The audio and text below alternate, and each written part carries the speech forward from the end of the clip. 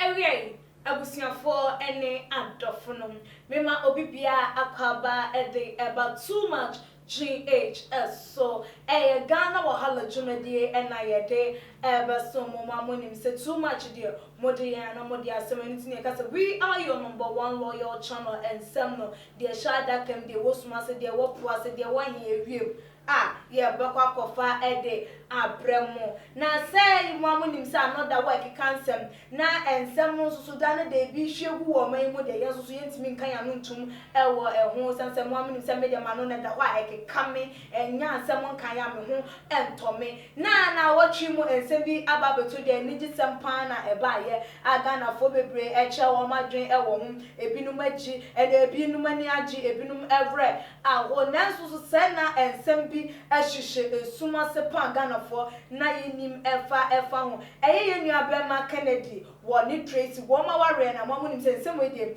enya de se ebesi enem na enya nsi ne na enya nsi yeso so de dane dade bebe bia no ye beka eho asem mo mayembura ensem no emu abaye bi esu wo twedwadwo wo bobina ne de nyina ne se eye Kennedy osei asante Kennedy that's why it's back Kennedy and saying our worry ye was who use no and we wa damp no na Ghana for binum say twen you Ghana for brofo na monti ana say den use and damp no and na monti am fiti ana ma use that statement na na say den ama Ghana for binum monti say na so obaya no e de nsem bia ba batu edwa mamu nim sem abrantie Kennedy wo ne ho kafo as say wo mu di wo mu hanimu no o ma suma dwo wo mo tifi o mo enjoy wo ne yin Tracy wo mo e de wo ma ware ya hihye so ye na wo twe mu ye mu na eno ama eja Ghana for akasa because ko hwe se de nyoma ko ye hutimu say yes sika for wedding pa ene yakọ because o hwe se de nyoma ekọ so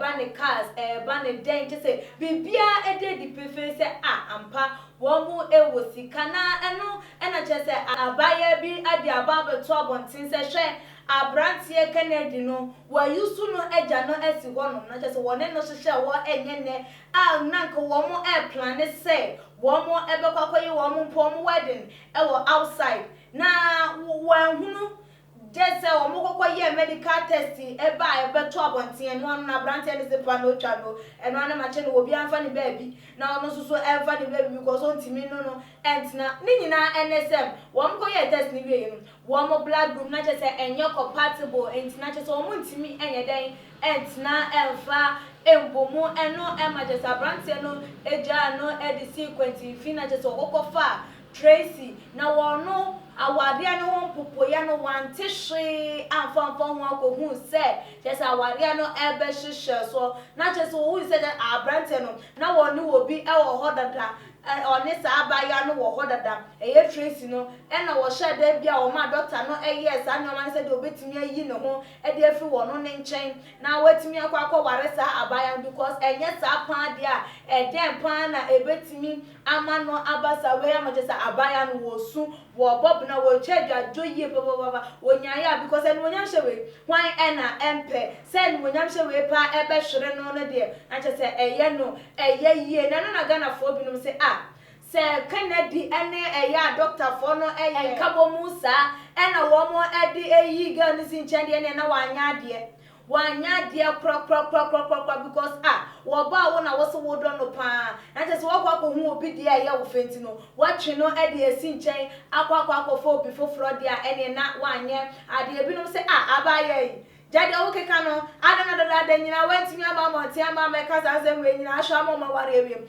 afa na wo pese ogu abrante no hufi jadi owo keka no kra na emfa ekowe se Debbie de wo kan de enye because one kasa no kra wo gu hufi one kasa no wo si wa ware ho kwan wo mpese be me bia ebeba abewa because people abema bi wo ho no wo mfa ho no blood group na wa yi se wo be ma wo mani aba ho ama wo mo ba nchen ya ehwehwemu ebebe mu sanzu so na se wo si wa ware ho ekwan enti wo keka no kra mpodiem jai ke kankura na yesusu yenyai etie abusuafo mo ma yenkonkotie yenuanom binom adwentra wo mo ede eba ye efa eye ensamam abaya no do ebetu edwa no eho na eno ama yenua bidia wode eba o say but who told you that But who told you we married all girls that we chop? Please. Just stop what you and was say I wanna catch up. Say my ya no woman a chimp na ya no woman tena no. Woman ya ware woman. Nya woman nyina wo he ma ko tiri ya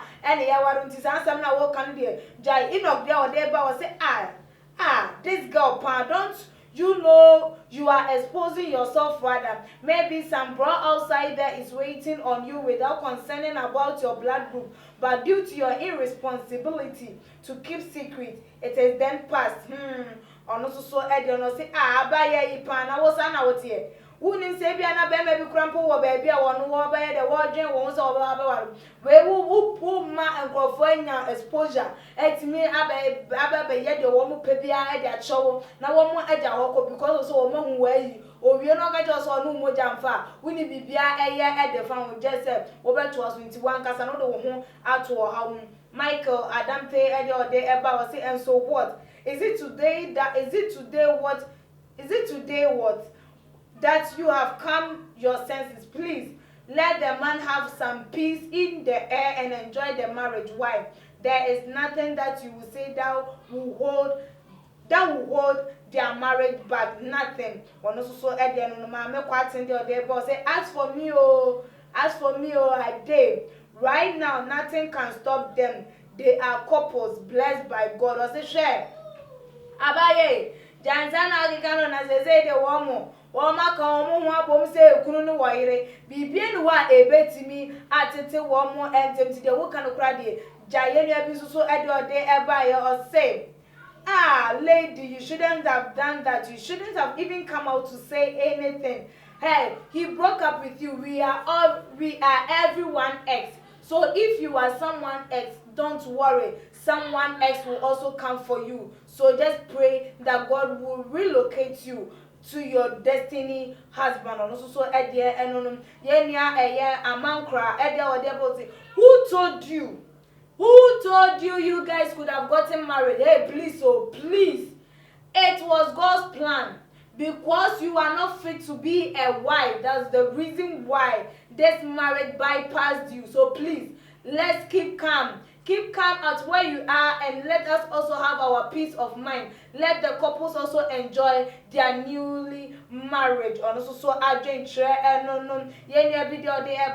Ken, if it is true, then what you did was unfair. You should have done something about it. Ede ya no wanya fa ho se wonu obi moja mfa. De ya na betimi aye ede afa ho ya ga na fo mo ma de na mutia. Like mo ma ye hunu se ye. Enke cancer mu bi asa. De ya na se wokoko hu se oba woni ne tie wuntimi ne no enware a. De ya na betimi aye afa ho ga na fo bi num si ja keka. Se nka onye bibi fa ho. De na nka onye emfa ho. Ye nua ye Benson ede wode eba ye ose. Oh my dear, so sorry for that great loss. By now, you'd have been the one enjoying, but don't worry, God will help you. You will have someone that will also be a blessing to you. So don't even bother yourself at all. Wait, and summer and also so yeah, they are some more. Say our dear dear Edin Sember Banadin, someone so ever. Ebinumusum, ebinumu trade, I be Jabinumasi Waka Febinum, Nebusu Jabinumasiwa, Aquafa, ebinum, say a band of trader.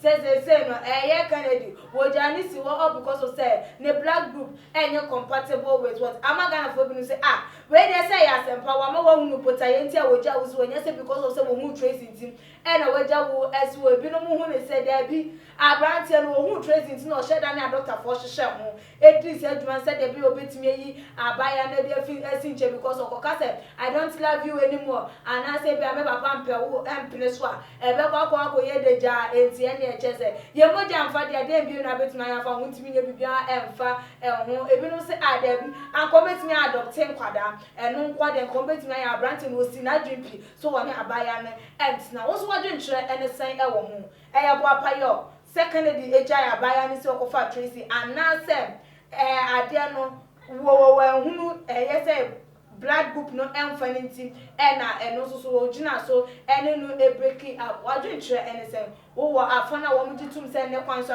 na wo afana wo ne se Kennedy deal to bana wo dan edi no enye no eho for wadwentre ebra e too much GA subscribe na share from obusuafom e all the social media platform na emrepem no ye be kan ede amamo media ni ekria sikapa makram